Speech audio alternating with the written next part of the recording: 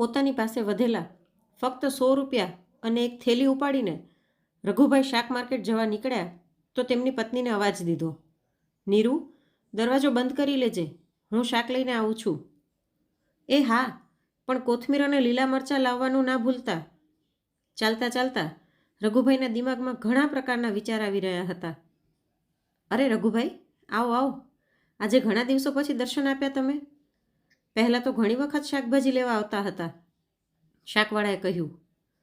હા દીનુ, પહેલાંની વાત કંઈક બીજી જ હતી, પરંતુ હવે 2 ઘરડા જણા કેટલું શાકભાજી ખાઈ લઈએ, અને મોંઘવારી પણ દિવસે ને દિવસે વધતી જ જાય છે.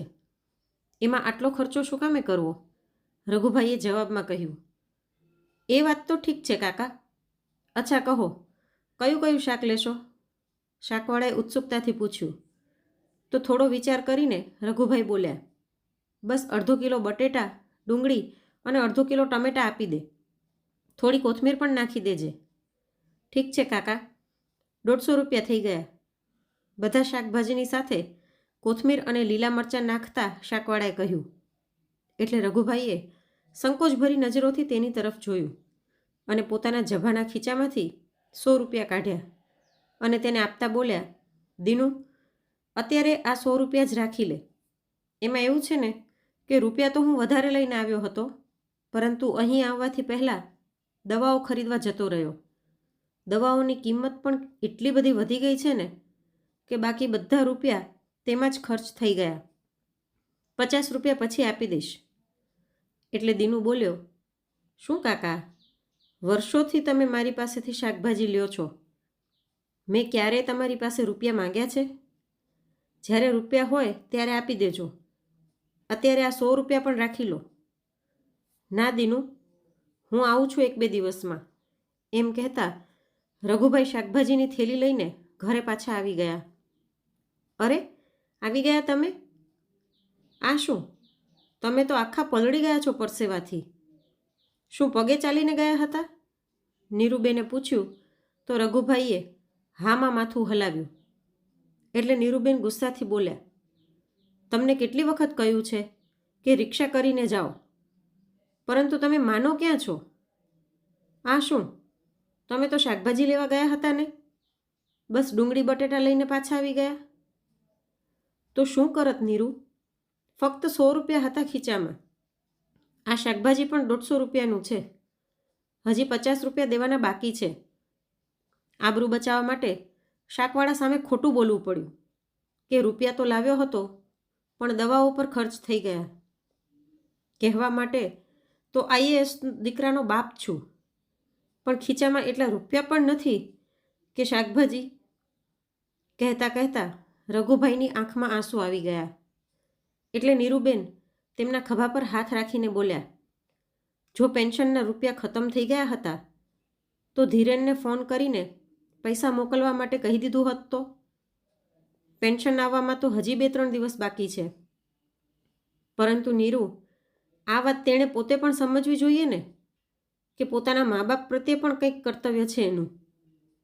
પેન્શનના જે 20,000 રૂપિયા મને દર મહિને મળે છે, એમાં પણ 10,000 રૂપિયા તો લોનના હપ્તામાં જતા રહે છે. એ લોન જે આપણા દીકરા ધીરેનના ભણતર માટે મેં લીધી હતી, એને હું આજ સુધી ચૂકવી નથી શક્યો. આટલી ઓછી આવકમાં આ મહાનગરમાં રહેવું શક્ય નથી.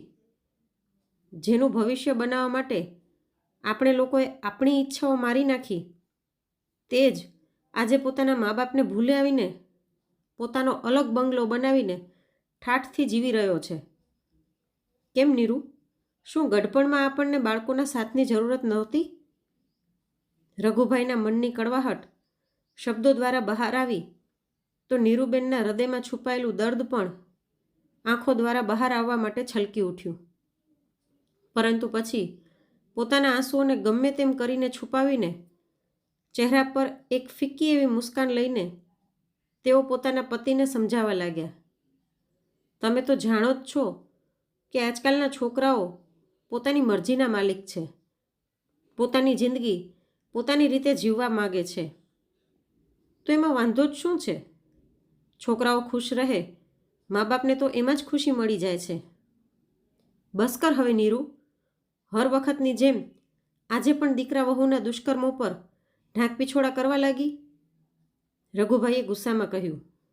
તો થોડીવાર માટે નીરુબેન શાંત થઈ ગયા અને પછી પ્રેમથી બોલ્યા, અરે, હું તમારી બધી જ વાતોથી સહેમત છું, પરંતુ વડવાઓ એમ પણ કહીને ગયા છે કે જ્યારે ક્યાંક જોર ના ચાલે ને તો પોતાની જાતને સમજાવી લેવામાં જ ભલાઈ છે. તો ચલો, ફોન લગાવો તમારા દીકરાને. રઘુભાઈના હાથમાં મોબાઈલ આપતા નીરુબેને કહ્યું અને તેમની પાસે સોફા પર બેસી ગયા. રઘુભાઈએ ફોન લગાડ્યો. રિંગ વાગતી રહી, પરંતુ કોઈએ ફોન ઉપાડ્યો નહીં. ઘણી વખત કોશિશ કરી તો આખરે તેમના દીકરા ધીરેને ફોન ઉપાડી લીધો, પરંતુ રઘુભાઈના કંઈ કહેવાથી પહેલાં જ ધીરેન બોલ્યો, પપ્પા, અત્યારે મારી પાસે બિલકુલ પણ સમય નથી. કાલે વાત કરું છું હું તમારાથી. એવું કહીને તેણે ફોન મૂકી દીધો. શું થયું? ફોન ના ઉપાડ્યો એણે? નીરુબેને પૂછ્યું. તો રઘુભાઈ બોલ્યા, ફોન તો ઉપાડ્યો હતો, પરંતુ તારા લાડલાની પાસે સમય નથી એમ કહીને ફોન મૂકી દીધો કે કાલે વાત કરીશ. અચ્છા, કાંઈ વાંધો નહીં, મોટો ઓફિસર છે, હશે કોઈક જરૂરી કામમાં. ચલો, હું ચા બનાવું છું. એવું કહેતા નીરુબેન રસોડામાં જતા રહ્યા. બીજા દિવસે રઘુભાઈ પોતાના દીકરાના ફોનની રાહ જોઈ રહ્યા હતા, પરંતુ ફોન આવ્યો નહીં. એવો પણ શું વ્યસ્ત છે કે પોતાના મા બાપને એક ફોન પણ નથી કરી શકતો તે? રઘુભાઈ ઉદાસી ભર્યા સ્વરમાં બોલ્યા ત્યારે તેમના મોબાઈલમાં રિંગ વાગી. તો નીરુબેને કહ્યું, જુઓ, આપણો દીકરો એટલો પણ ખરાબ નથી જેટલો તમે એને સમજો છો. અરે નહીં, ધીરેનનો ફોન નથી, આ તો પટેલભાઈનો છે, આપણા જૂના પાડોશી. એવું કહેતા રઘુભાઈએ ફોન ઉપાડ્યો તો સામેથી અવાજ આવ્યો, અરે રઘુભાઈ, કેમ છો? તબિયત તો બરાબર છે ને? હા હા, બધું ઠીક છે, રઘુભાઈએ કહ્યું. એટલે પટેલભાઈ બોલ્યા, જો બધું બરાબર છે તો કાલે પાર્ટીમાં કેમ ન આવ્યા તમે બંને? તેમની વાત સાંભળીને રઘુભાઈ હેરાની ભરેલા સ્વરમાં બોલ્યા, પાર્ટી? કેવી પાર્ટી? અરે ભાઈ, કમાલ કરો છો તમે પણ. કાલે તમારા દીકરા વહુની મેરેજ એનિવર્સરી હતી. શું જોરદાર પાર્ટી આપી હતી તેમણે, પટેલભાઈએ કહ્યું. તો રઘુભાઈને તો જાણે કાપો તો લોહી ના નીકળે. તેમનું આખું શરીર એકદમ સુન્ન પડી ગયું હતું. ત્યારે પટેલભાઈ બોલ્યા, શું થયું રઘુભાઈ, ક્યાં ખોવાઈ ગયા? પછી પોતાની જાતને સંભાળતા રઘુભાઈ બોલ્યા, અરે હા, ધીરેને તો બોલાવ્યા હતા, પરંતુ મારા માથામાં ખૂબ જ દુખાવો હતો, એટલા માટે ક્યાંય જવાનું મન થયું નહીં.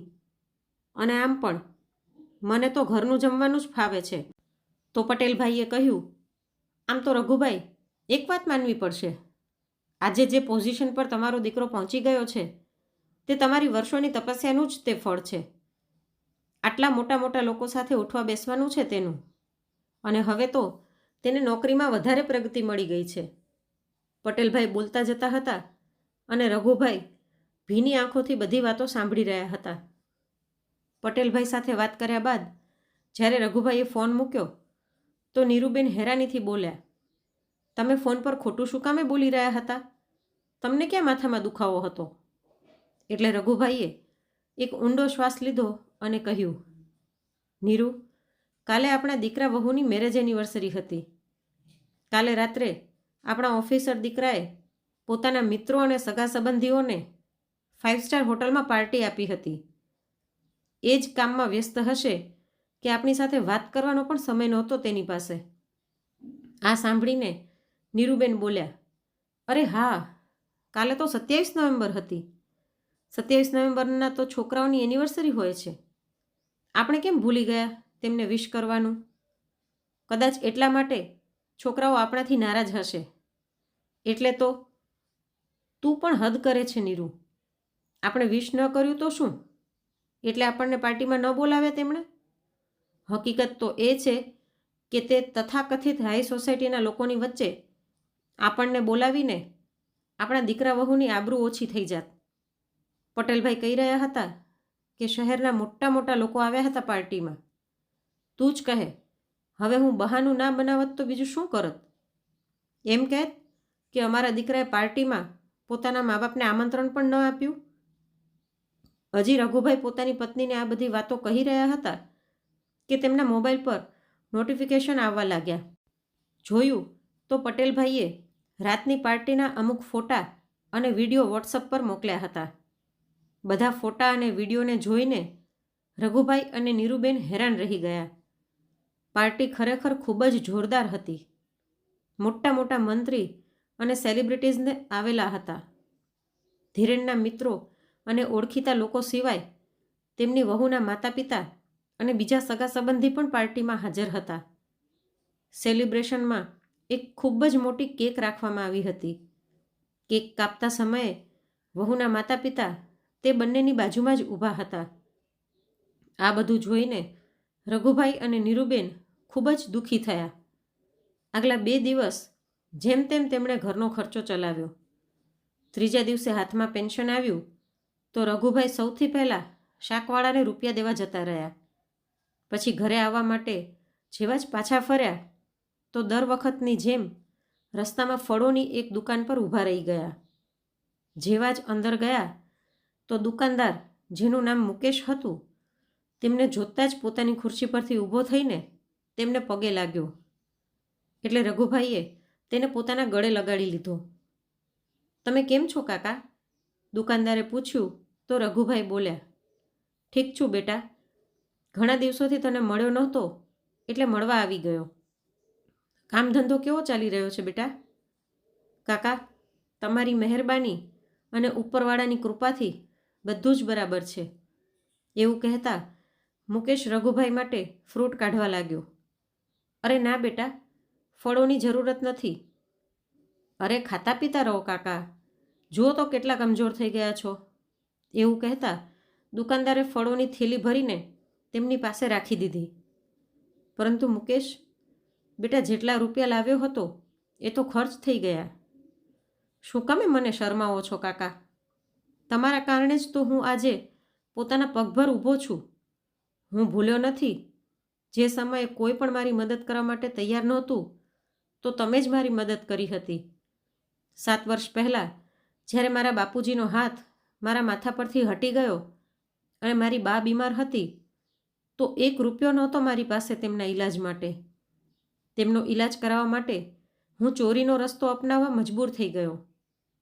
ત્યારે તમે ન ફક્ત મારી બાના ઈલાજમાં મારી મદદ કરી, પરંતુ મને થોડાક રૂપિયા દઈને આ ધંધો પણ શરૂ કરાવ્યો. તમારા તે ઉપકારોનો બદલો હું આખી ઉંમર નહીં ચૂકવી શકું. થોડીવાર મુકેશ સાથે વાતો કર્યા પછી રઘુભાઈ પોતાના ઘરે પાછા આવી ગયા. થોડા દિવસો આમ જ વીતી ગયા. એક દિવસ સવારે વોકિંગ કરીને ઘરે પાછા આવ્યા તો રઘુભાઈ બોલ્યા, અરે આ શું નીરુ, હજી સુધી સૂતી છો? તબિયત તો ઠીક છે ને? ખબર નહીં, ફરીવાર છાતીમાં બળતરા થઈ રહી છે. અરે નીરુ, કેટલી વાર કહ્યું છે કે એક વખત હાલીને ચેકઅપ કરાવી લઈએ, પરંતુ તું માને છે ક્યાં? ખર્ચાના ડરથી પોતાની તબિયત પર ધ્યાન ના દેવું એ તો ઠીક નથી ને. આજે તારે ડૉક્ટર પાસે હાલવું જ પડશે. જીદ કરીને રઘુભાઈ નીરુબેનને બાજુમાં જ રહેવાવાળા પોતાના ફેમિલી ડૉક્ટર પાસે લઈ ગયા. પરંતુ ડૉક્ટરે ચેકઅપ કરીને કહ્યું, બાબત થોડી ગંભીર છે. તમે આમને કોઈ સારા હોસ્પિટલમાં દેખાડી આવો. આ સાંભળી રઘુભાઈ ચિંતામાં પડી ગયા. એમ વિચારીને કે મોટી હોસ્પિટલમાં ખર્ચો પણ વધારે આવશે. ડૉક્ટર પાસે ચેકઅપ કરાવીને જ્યારે ઘરે પાછા આવ્યા તો રઘુભાઈએ ફરીવાર પોતાના દીકરાને ફોન કર્યો. હેલો બેટા. હા પપ્પા, કેમ છો તમે? ઘણા દિવસોથી કોશિશ કરી રહ્યો છું કે થોડો સમય કાઢીને તમને મળવા આવી શકું, પરંતુ દર વખતે કોઈને કોઈ કામ નીકળી આવે છે. હા બેટા, હું સમજું છું. હું તો ઠીક છું, પણ તારી મમ્મીની તબિયત ઠીક નથી. કેમ, શું થયું મમ્મીને? ધીરેને પૂછ્યું તો રઘુભાઈ રૂંધાયેલા અવાજમાં બોલ્યા, ખબર નહીં, થોડાક દિવસોથી બીમાર છે. મોટી હોસ્પિટલમાં દેખાડવાની સલાહ આપી છે ડૉક્ટરે. અને તને તો ખબર છે કે મારી પાસે એટલા રૂપિયા નથી. તો પપ્પા, એમને ડૉક્ટર મહેતા પાસે લઈ જાઓ ને, હું એમની સાથે વાત કરી લઈશ. હા બેટા, એ તો ઠીક છે, પરંતુ જો તેમણે ટેસ્ટ કરાવવા માટે કહ્યું અથવા તો ફરી કોઈ હોસ્પિટલમાં જવા માટે કહ્યું તો રૂપિયા તો જોઈશે ને. અરે પપ્પા, આખા શહેરમાં તમે ક્યાંય પણ ઈલાજ કરાવડાવો, કોઈ પણ ટેસ્ટ કરાવડાવો, બસ મારી સાથે વાત કરાવી દેજો. હવે હું ફોન રાખું છું પપ્પા, થોડું કામ છે. રઘુભાઈ ફોન ઉપર હેલો હેલો કરતા રહી ગયા, પણ ધીરેને તો ફોન મૂકી દીધો હતો. લાચાર થઈને તેઓ ખુરશી પર બેસી ગયા. 3 દિવસ પછી રવિવારે ધીરેને પોતાની પત્ની શૈલીને કહ્યું, શૈલી, જલ્દીથી તૈયાર થઈ જા, આજે મમ્મી પપ્પાને મળવા જવું છે. શું? હું નથી જવાની તે બસ્તીમાં? શૈલીએ નાક અને મોઢું બગાડીને જવાબ આપ્યો. તો ધીરેને કહ્યું, પરંતુ શૈલી, મમ્મીની તબિયત ખરાબ છે, 3 દિવસ થઈ ગયા છે. પપ્પાનો પણ ફોન આવ્યો હતો અને મળવા જવું તો દૂર, હું તો એમને રૂપિયા પણ ન મોકલી શક્યો. તો ડ્રાઈવરના હાથે મોકલી દો ને રૂપિયા, મને આવવા માટે ના કહો. પરંતુ શૈલી, મમ્મીના હાલચાલ પૂછવા તો જવું પડશે ને. એ તો સારું થયું કે તેમણે ફરીવાર ફોન ન કર્યો, નહીતર મારી પાસે સમય ક્યાં હતો ત્યાં જવા માટે. આ સાંભળીને શૈલી જરાક ગભરાઈને બોલી, અરે હા, 2 દિવસ પહેલાં પપ્પાનો ફોન આવ્યો હતો મારા ફોન પર, હું તમને કહેવાનું ભૂલી ગઈ. શું? તું આ વાત ભૂલી કઈ રીતે શકે? હું એટલે ભૂલી ગઈ કે તે સમયે તમે વિડીયો કોન્ફરન્સમાં વ્યસ્ત હતા. તેઓ તમારી સાથે વાત કરવા માગતા હતા. મેં કહ્યું કે પછી હું તમારી વાત કરાવી દઈશ. પરંતુ ધીરેન, મને નથી લાગતું કે એવી કોઈ પરેશાનીવાળી વાત હશે. ધીરેને મોડું કર્યા વગર પોતાના પપ્પાને ફોન કર્યો, પરંતુ ફોન વ્યસ્ત હતો. હું હમણાં જ ત્યાં જાઉં છું એમ કહીને ધીરેન ઉતાવળમાં બહાર નીકળી ગયો. થોડીવાર પછી રઘુભાઈના ઘરની બહાર એક મોટી એવી ગાડી આવીને ઊભી રહી અને ગાડીમાંથી ઉતરીને ધીરેન ઘરની અંદર આવ્યો. તે સમયે તેના પિતા પોતાના એક મિત્ર સાથે બેઠેલા હતા. અંદર આવતા જ ધીરેન તે બંનેના પગે લાગ્યો, પછી પોતાના ખીચામાંથી 10,000 રૂપિયા કાઢીને ટેબલ પર રાખ્યા અને પાસે રાખેલા ટેલિફોન તરફ જોતા નારાજગી દર્શાવતા બોલ્યો, શું પપ્પા, મેં તમને કેટલી વખત ફોન કર્યો, પરંતુ તમારો ફોન લાગ્યો જ નહીં. આ જુઓ, તમે રિસીવર જ સરખી રીતે નથી રાખ્યું. અચ્છા બેટા, અને હું તને 2 દિવસોથી ફોન કરી રહ્યો છું, એનું શું? અરે પપ્પા, શું કહું તમને, હું કેટલો વ્યસ્ત હતો. જે સમયે તમારો ફોન આવ્યો એ સમયે હું સીએમ સાથે વિડીયો કોલ પર હતો. પરંતુ તમે બીજી વખત ફોન કેમ ન કર્યો? બેટા, મેં એક વખત નહીં, ઓછામાં ઓછી 10 વખત ફોન લગાડ્યો હતો શૈલીના મોબાઈલ પર. વિશ્વાસ ન હોય તો જોઈ લે મારો મોબાઈલ. અચ્છા, કદાચ તેનો ફોન સાયલેન્ટ પર હશે. ચલો મૂકો આ વાતને, તમે આ મીઠાઈ ખાઓ પપ્પા. હવે તમારા દીકરાની પ્રગતિ થઈ ગઈ છે. હું કેબિનેટ સેક્રેટરી બની ગયો છું. લ્યો કાકા, તમે પણ ખાઓ. મમ્મી, જલ્દી બહાર આવો, હું તમારી મનપસંદ મીઠાઈ લાવ્યો છું. ખૂબ જ સારા સમાચાર છે. રહેવા દે બેટા, તારી માં હવે આ દુનિયામાં નથી રહી, રઘુભાઈ ગંભીર સ્વરમાં બોલ્યા. તો ધીરેન આશ્ચર્યથી તેમની તરફ જોવા લાગ્યો. ફક્ત તારી બેદરકારીના કારણે મારી નીરુ હંમેશા હંમેશા માટે, કહેતા કહેતા રઘુભાઈની આંખમાંથી આંસુ છલકાઈ ગયા. શું? આ તમે શું કહી રહ્યા છો પપ્પા? ધીરેન જોરથી બોલ્યો. ત્યારે રઘુભાઈના મિત્ર ભૂપતભાઈએ કહ્યું, બેટા, તારા પપ્પાએ ડૉક્ટર મહેતાની સલાહ લીધી તો તેમણે સારી હોસ્પિટલમાં જવા માટે કહ્યું, પરંતુ રૂપિયા વગર મોટી હોસ્પિટલમાં તારી મમ્મીને એડમિટ પણ ન કરવામાં આવ્યા. તારો આ ઘરડો બાપ તે લોકોની સામે હાથ જોડીને આજીજી કરતો રહી ગયો, પરંતુ રૂપિયા જમા કરાવ્યા વગર તેઓ ઈલાજ શરૂ કરવા માટે બિલકુલ તૈયાર નહોતા. આ બધું સાંભળીને ધીરેનના હોશ ઉડી ગયા. તે પોતાનું માથું પકડીને જમીન પર બેસી ગયો. આજે તેની બેદરકારીના કારણે જ તેની મમ્મી આ દુનિયામાંથી જતી રહી હતી. પછી કાંપતા સ્વરમાં તે બોલ્યો, અને મમ્મીના અંતિમ સંસ્કાર? અંતિમ સંસ્કાર પણ પરમ દિવસે થઈ ગયા છે. પછી ધીરેન રડતા રડતા બોલ્યો, તમે મને કહ્યું પણ નહીં, એવું શું કામે કર્યું તમે? બેટા, મારી પાસે અહીં ઘણા લોકો છે મદદ કરવા માટે. તું પોતાના ઘરે જા. જરૂરતના સમય પર જો તું અહીં હોત ને તો આજે નીરુ આપણી સાથે હોત. હવે જતો રહે અહીંથી. અને હા, તારા આ રૂપિયા પણ લઈ જા. હવે મારે આ રૂપિયાની કોઈ જરૂરત નથી. ઉદાસ ભાવથી ધીરેન પોતાના ઘરે પાછો આવી ગયો. આવું કઈ રીતે કરી શકે પપ્પા મારી સાથે? મારી મમ્મીના અંતિમ દર્શન પણ ન કરી શક્યો હું.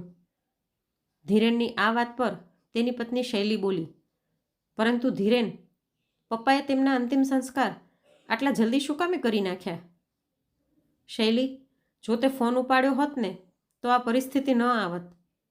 આ જો, તારા ફોનમાં 10 મિસ કોલ છે. પરંતુ ધીરેન, આ બધા કોલ કોઈ અજાણ્યા નંબરથી આવેલા છે. મને કેમ ખબર પડે કે ફોન પપ્પા કરી રહ્યા છે? 2 દિવસ વીત્યા તો ધીરેનની પાસે તેના સસરાનો ફોન આવ્યો. શૈલીએ ફોન ઉપાડ્યો તો અવાજ આવ્યો, બેટા, જલ્દીથી ટીવી ચાલુ કર. પણ શું થયું પપ્પા? સવાલ ના પૂછ, ન્યૂઝ ચેનલ ચાલુ કર હમણાં જ. શૈલીએ જલ્દીથી ટીવી ચાલુ કર્યું તો સામે ખબર આવી રહી હતી, અદાલતે આજે એક ઐતિહાસિક નિર્ણય લીધો છે. એક વૃદ્ધ મહિલા જેનું મૃત્યુ હૃદયરોગના કારણે થયું છે, તેના પતિએ પોતાના દીકરા ઉપર જ તેની હત્યાનો આરોપ લગાડ્યો છે અને કોર્ટે પણ પોલીસને FIR દાખલ કરવા માટે આદેશ આપી દીધો છે. અને એ જાણીને હેરાની થશે કે જેના પર હત્યાનો આરોપ લગાડ્યો છે તે કોઈ બીજું નહીં પરંતુ કેબિનેટ સેક્રેટરી ધીરેન કુમાર છે. આટલું સાંભળતા જ ધીરેન અને શૈલીના માથે જાણે આભ તૂટી પડ્યું. પછી ટીવી સ્ક્રીન પર દેખાણા રઘુભાઈ. તો જણાવો સર, જ્યારે તમારા પત્ની નીરુબેનનું મૃત્યુ હાર્ટ એટેકથી થયું છે તો પોતાના દીકરા ઉપર તમે હત્યાનો આરોપ કઈ રીતે લગાડી શકો? જુઓ મેડમ, આ એક હત્યા જ છે. મારા દીકરાની બેદરકારીના કારણે જ મારી પત્નીનું મૃત્યુ થયું છે. જો મારી પત્નીને ઠીક સમયે ઈલાજ મળી જાત ને તો તે આજે જીવતી હોત. મારું માનવું છે કે આજે ઘણા બધા વૃદ્ધો આવી જ સમસ્યાથી પસાર થઈ રહ્યા હશે.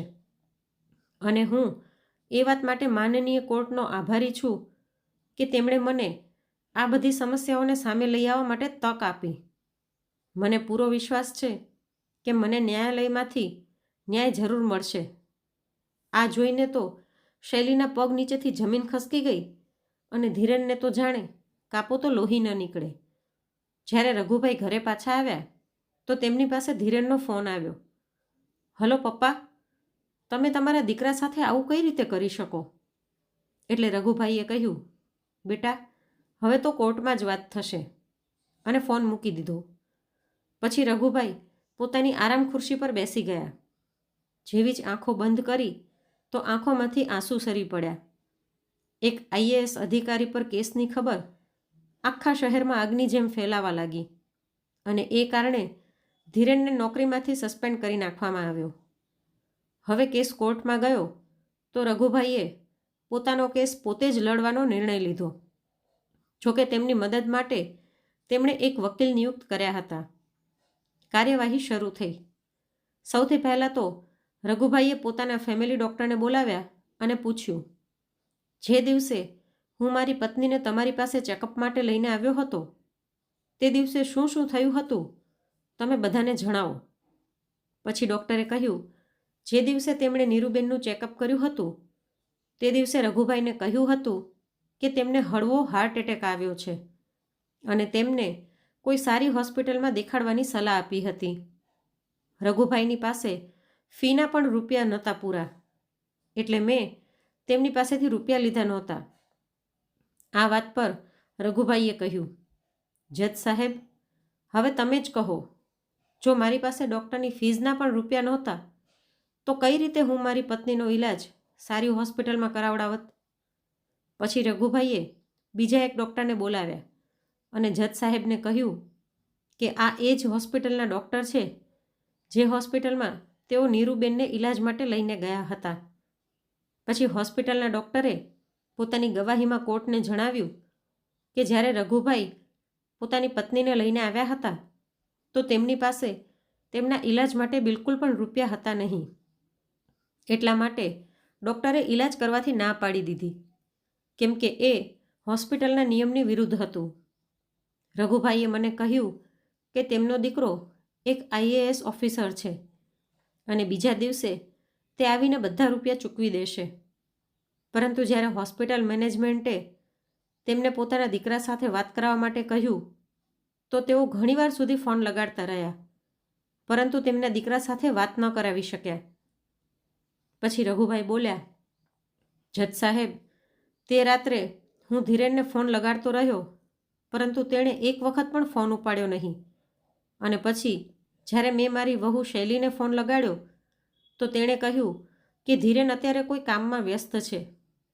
હું એને હજી કંઈક કહું કે ખૂબ જ ઇમરજન્સીની પરિસ્થિતિ છે એ પહેલાં તો તેણે વાત સાંભળ્યા વગર ફોન મૂકી દીધો. જજ સાહેબ, રૂપિયાના અભાવમાં કોઈ ડૉક્ટર મારી પત્નીનો ઈલાજ કરવા માટે તૈયાર થયો નહીં.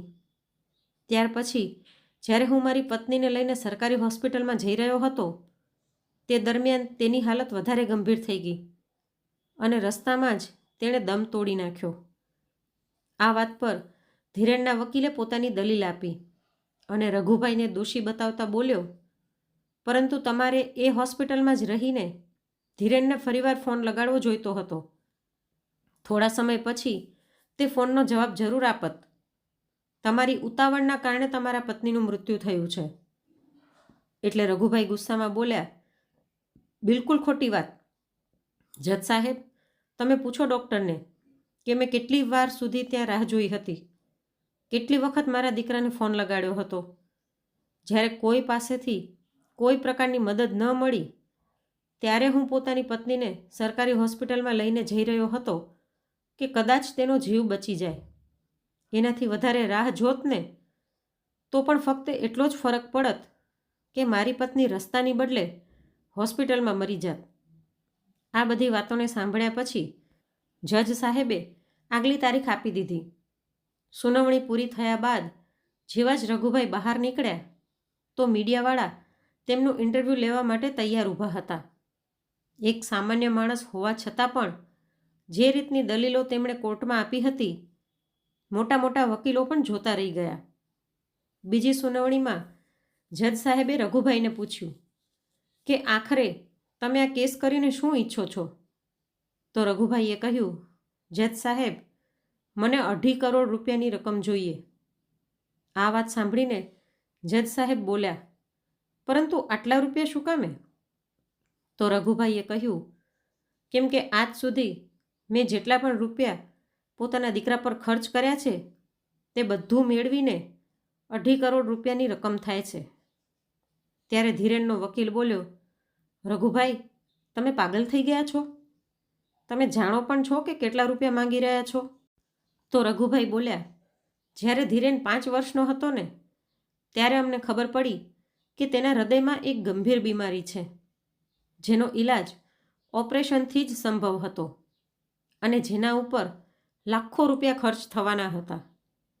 તે સમયે મારી પાસે એટલા રૂપિયા હતા નહીં, એટલે તેનો ઈલાજ કરાવવા માટે અમે અમારી ગામડાની જમીન વેચી નાખી હતી. જો આજે તે જમીન મારી પાસે હોત ને તો તેને વેચવા પર મને લાખો નહીં પરંતુ કરોડો રૂપિયા મળત. એટલા માટે મને મારા દીકરા પાસેથી તે જમીનની આજની કિંમત જેટલી રકમ જોઈએ અને સાથે સાથે મને એ રકમ પણ જોઈએ જે મેં મારા દીકરાના ભણતર પાછળ ખર્ચ કરી હતી. ધીરેન આઈએએસ બનવા માગતો હતો, પરંતુ તેના માટે તેને સારા કોચિંગની જરૂરત હતી, જેની ફી એટલી બધી વધારે હતી કે તે કોઈને પરવડી શકે એમ નહોતી. એટલા માટે તેના આગળના ભણતર માટે મારે લાખોની લોન લેવી પડી. તે લોનના હપ્તા હું આજ સુધી ભરી રહ્યો છું. મારી એટલી પહોંચ નહોતી, પરંતુ મારી પહોંચની બારે જઈને દિવસ રાત મહેનત કરીને મારા દીકરાને મોટો કર્યો અને આજે જ્યારે આઈએએસ ઓફિસર બની ગયો તો અમને એ જ જૂના મકાનમાં છોડીને પોતાની પત્ની સાથે મોટા બંગલામાં રહેવા લાગ્યો. ત્યાર પછી તે અમારી બધી જ જવાબદારીઓથી જાણે મુક્ત થઈ ગયો. પોતાના એકના એક દીકરાનો ચહેરો જોવા માટે અમે લોકો તરસી જતા હતા. કહેતા કહેતા રઘુભાઈનો અવાજ રૂંધાઈ ગયો. આ બધી વાતોથી મારી પત્ની પણ ગંભીર ચિંતામાં રહેવા લાગી હતી અને કદાચ એ કારણે જ તેને હાર્ટ એટેક આવી ગયો. પછી રૂંધાયેલા અવાજમાં રઘુભાઈ બોલ્યા, જજ સાહેબ, જ્યારે છોકરાઓ મોટા થઈ જાય છે તો પોતાની જિંદગીમાં એટલા વ્યસ્ત થઈ જાય છે કે પોતાના મા બાપને જ ભૂલી જાય છે. જે મા બાપે દિવસ રાત એક કરીને પોતાના છોકરાઓને ઉછેરીને મોટા કર્યા હોય તે જ મા બાપની વૃદ્ધ ધૂંધળી આંખો છોકરાઓની એક ઝલક મેળવવા માટે તરસી જાય છે. આપણે છોકરાઓ પાછળ રૂપિયા ખર્ચ કરીએ તો તે આપણી ફરજ, તો શું એમની ફરજમાં નથી આવતું કે મોટા થઈને મા બાપને જરૂર પડે ત્યારે તેમની મદદ કરે? હશે. જે માણસ પર મેં પોતાની મહેનતના રૂપિયા ખર્ચ કર્યા, જો તેને જ મારી કદર નથી તો તેણે તે બધા રૂપિયા પણ પાછા આપી દેવા જોઈએ. રઘુભાઈની આ દલીલ સાંભળીને કોર્ટમાં બેઠેલા બધા લોકોની આંખોમાં પણ આંસુ આવી ગયા. કોર્ટની સુનાવણી બાદ ધીરેન અને શૈલી ઉદાસ થઈને ઘરે પહોંચ્યા તો શૈલીના પપ્પા પણ ત્યાં પહોંચી ગયા. શૈલી રસોડામાં ચા બનાવવા જઈ રહી હતી ત્યારે ધીરેને કહ્યું, શૈલી, સાચે સાચું કહેજે, તને ખબર હતી ને કે તે અજાણ્યા નંબરથી પપ્પા જ ફોન કરી રહ્યા હતા? હા, મને ખબર હતી અને હું જાણતી હતી કે જો મેં ફોન ઉપાડ્યો તો પપ્પા ફરીવાર પોતાની મુશ્કેલીઓના દુખડા રોવાનું શરૂ કરી દેશે, એટલા માટે મેં ફોન ન ઉપાડ્યો. શૈલી, ફક્ત તારા કારણે જ આજે હું આટલી મોટી મુસીબતમાં ફસાઈ ગયો છું. પરંતુ એમાં મારી ભૂલ ક્યાં છે? જ્યારે તેમણે પહેલી વખત ફોન કર્યો હતો ત્યારે મેં જ ફોન ઉપાડ્યો હતો ને. શું તે સમયે તેઓ પૂરી વાત નહોતા જણાવી શકતા કે મમ્મીની તબિયત ખરાબ છે? પછી ધીરેને પોતાના સસરાને કહ્યું, પપ્પા, મને લાગે છે કે જે રૂપિયા મારા પપ્પાએ માંગ્યા છે મારે એમને દઈ દેવા જોઈએ. આ વાત સાંભળીને શૈલી ગુસ્સાથી બોલી, જરાય નહીં. આજ સુધી તમારા પપ્પાએ તમારા ઉપર જેટલા પણ રૂપિયા ખર્ચ કર્યા છે તે તેમનું કર્તવ્ય હતું. બધા માતા પિતા પોતાના બાળકો માટે કરે જ છે. તેમણે કંઈ નવું નથી કર્યું કે ખર્ચના રૂપિયા માગવા નીકળી પડ્યા છે. ઉપરથી આખી દુનિયામાં આપણી આબરૂના કાંકરા કરાવી નાખ્યા તે તો અલગ. કાન ખોલીને સાંભળી લો, જેટલી બદનામી આપણી થઈ છે ને, હવે તો હું 1 રૂપિયો પણ તેમને નહીં આપવા દઉં. ચૂપ રે શૈલી, બંધ કર પોતાની બકવાસ. પહેલાં જ હું ખૂબ જ પરેશાન છું. ધીરેન ગુસ્સામાં રાડ પાડીને બોલ્યો. તો તેના સસરા બોલ્યા, મારી પાસે એક ઉપાય છે જેનાથી સાપ પણ મરી જશે અને લાકડી પણ નહીં તૂટે. કેવો ઉપાય પપ્પા? ધીરેને પૂછ્યું તો તેના સસરાએ તેને આખો પ્લાન સમજાવ્યો, જેને સાંભળીને શૈલીના ચહેરા પર એક કુટિલ મુસ્કાન આવી ગઈ. ધીરેનને પણ વાત પસંદ આવી એટલે તેના સસરાએ પોતાના મોબાઈલમાંથી ક્યાંક વાત કરી અને પછી ફોન રાખતા તેઓ બોલ્યા, બસ આગલી સુનાવણીમાં બાજી પલટી ગઈ સમજો. કોર્ટની આગલી સુનાવણી માટે જ્યારે રઘુભાઈ કોર્ટમાં પહોંચ્યા તો ત્યાં ઊભેલા બધા પત્રકાર ન્યૂઝ વિડીયો બનાવવા લાગ્યા. ત્યારે રઘુભાઈના કાનમાં એક પત્રકારનો અવાજ આવ્યો, આવા નાલાયક દીકરાને તો ફાંસીની સજા થવી જોઈએ, જેના કારણે તેના પિતાને આટલું દુઃખ સહન કરવું પડ્યું. આ સાંભળતા જ રઘુભાઈ પાછળ ફર્યા અને બોલ્યા, ધીરેન મારો દીકરો છે. આ કેસ કરવા પાછળ મારો ઈરાદો ફક્ત એક જ છે કે હું તેને એક પાઠ ભણાવી શકું. ન ફક્ત તેને જ પરંતુ આજની પેઢીને પણ, જે સમજે છે કે વૃદ્ધ લોકો જૂના અને બેકાર થઈ ગયેલા ફર્નિચરની જેમ છે અથવા તો એક ભંગારની જેમ છે. કાર્યવાહી શરૂ થઈ તો ધીરેનના વકીલે પોતે જ ધીરેનને કટઘરામાં બોલાવ્યો અને તેણે જણાવ્યું કે તેના પિતા રઘુભાઈને ભૂલવાની બીમારી છે. આ સાંભળીને રઘુભાઈની હેરાનીનું ઠેકાણું ન રહ્યું.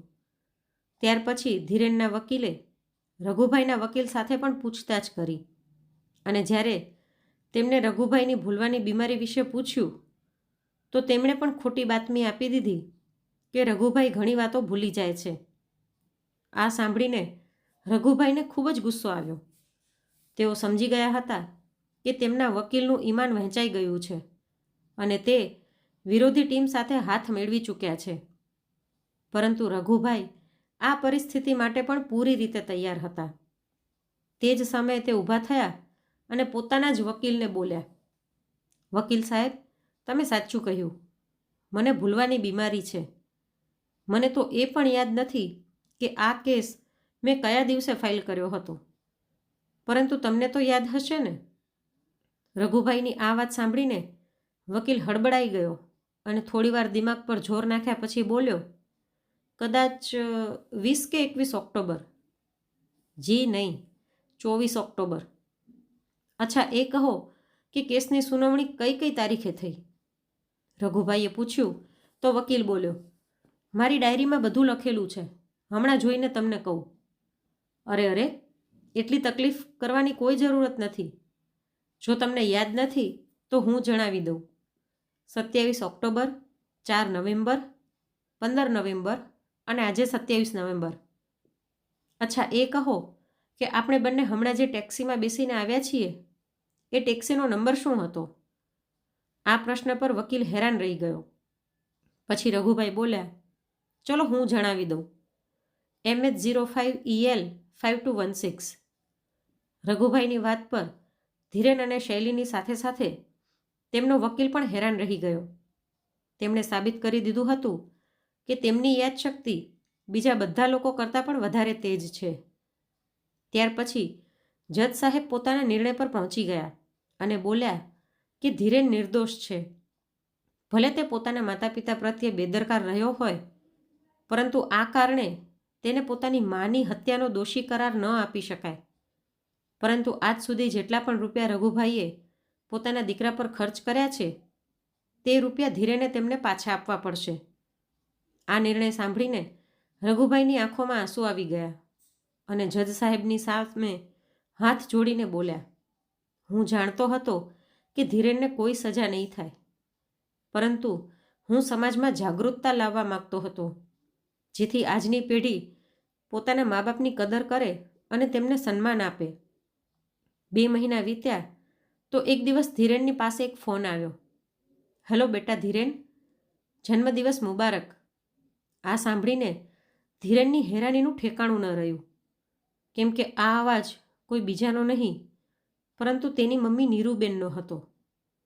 મમ્મી, તમે જીવતા છો? ધ્રુજતા સ્વરમાં ધીરેન બોલ્યો.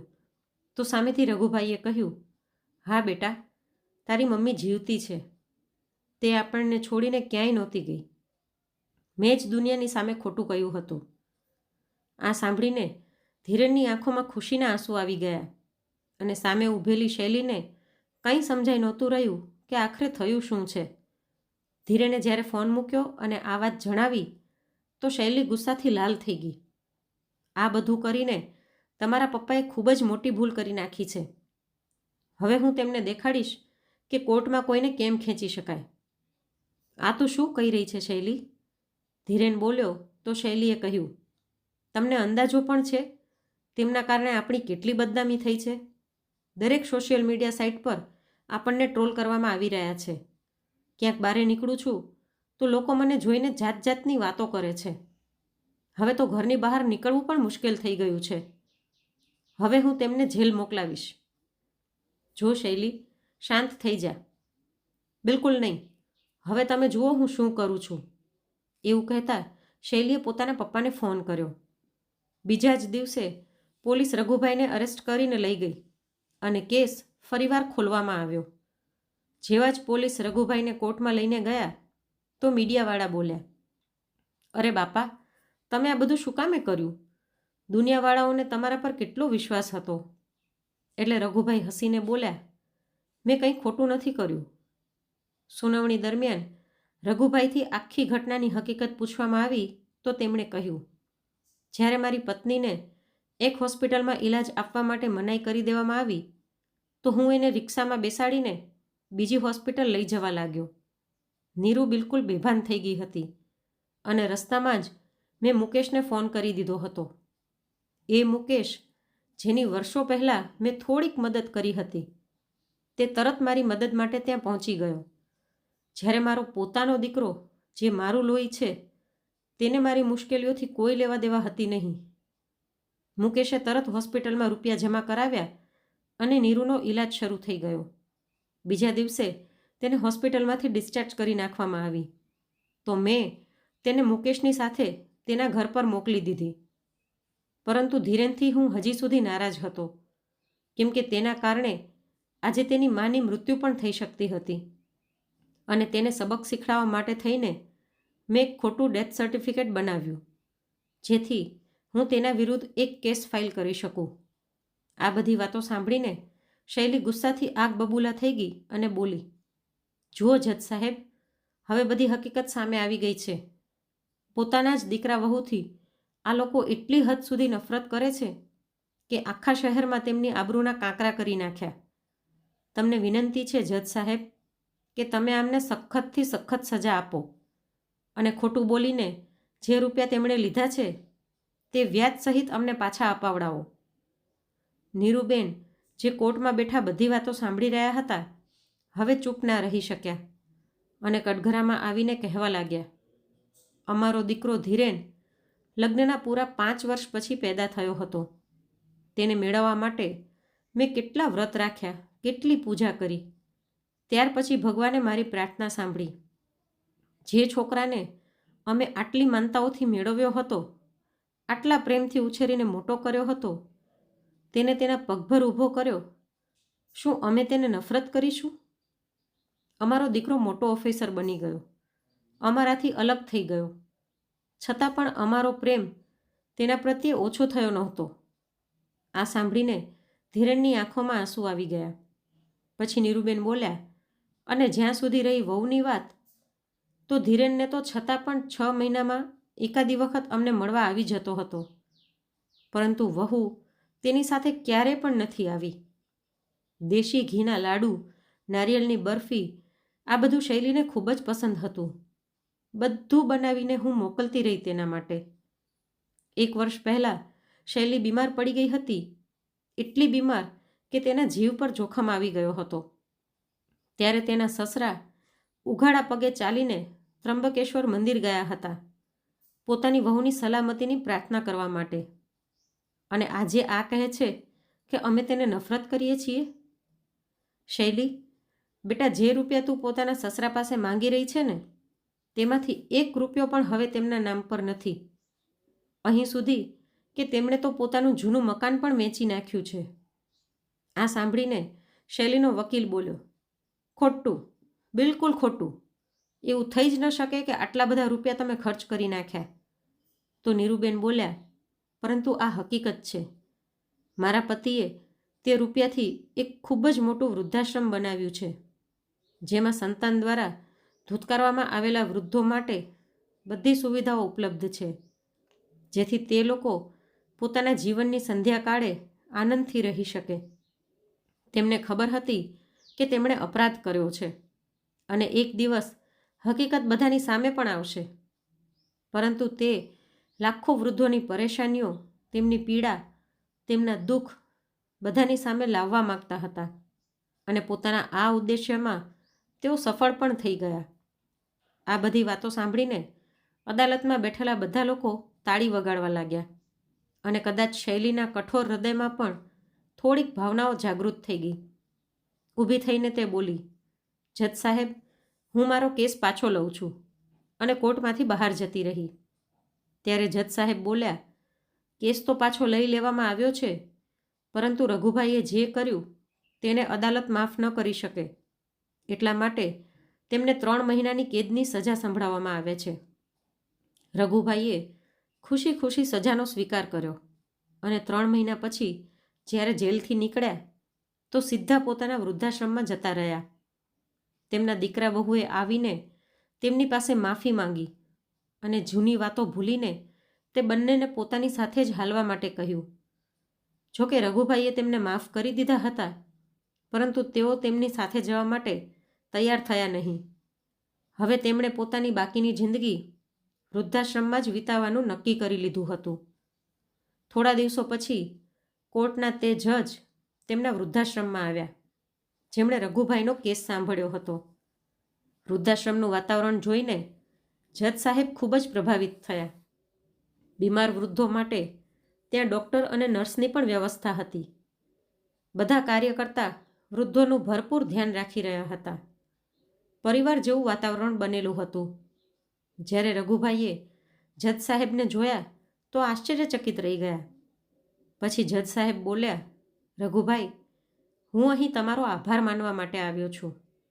મારો દીકરો જે પૂનામાં નોકરી કરે છે, મહિનામાં 1 કે 2 વખત ખૂબ જ મુશ્કેલીથી મને ફોન કરતો હતો. પરંતુ જ્યારથી તમારો કેસ સામે આવ્યો છે ને, ત્યાર પછીથી તે મને રોજ ફોન કરવા લાગ્યો છે. બીજું તો ઠીક, દરેક વીકેન્ડ ઉપર પત્ની અને બાળકોની સાથે મને મળવા પણ આવી જાય છે.